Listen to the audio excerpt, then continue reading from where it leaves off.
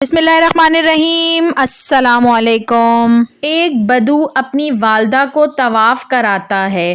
फ़िज़ाओं में तवाफ़ करने वालों की आवाज़ में गूंज रही थीं। वो बैतुल्लाह को तामीर व तहलील के इतर से मुअत्तर कर रहे थे और उनकी आँखों से आंसू सैलाब की तरह रवां थे कि अचानक उन महबूबान खुदा के पीछे एक बदू नज़र आया जो कद का लंबा था, उसके शाने चौड़े थे, जवानी से भरपूर था। उसने अपने कंधे पर अपनी बूढ़ी माँ को उठाया हुआ जो एक बड़ी सी टोकरी में चहारजानो बैठी थी।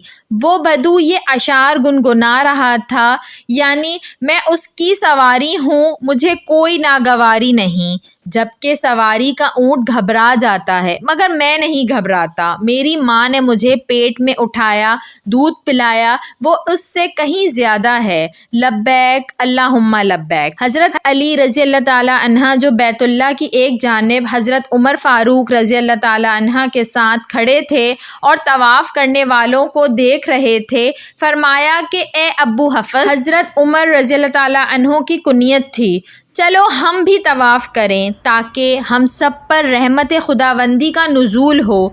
चुनाचा वो दोनों इस देहाती आदमी के पीछे पीछे तवाफ़ करने लगे और हज़रत अली बिन अबी तालिब रज़ी अल्लाह ताला अन्हो इस बदू को यूँ जवाब देने लगे, यानी अगर तू इसके साथ नेकी करता है तो अल्लाह का शुक्र अदा कर, अल्लाह तुझे थोड़े अमल पर ज़्यादा अजर देंगे। वीडियो पसंद आई हो तो इसको ज़रूर लाइक करिएगा और ऐसी मज़ीद अच्छी वीडियोस देखने के लिए मेरे चैनल उर्दू कहानी घर को सब्सक्राइब कर लीजिए। Thanks for watching. अल्लाह हाफ़िज़।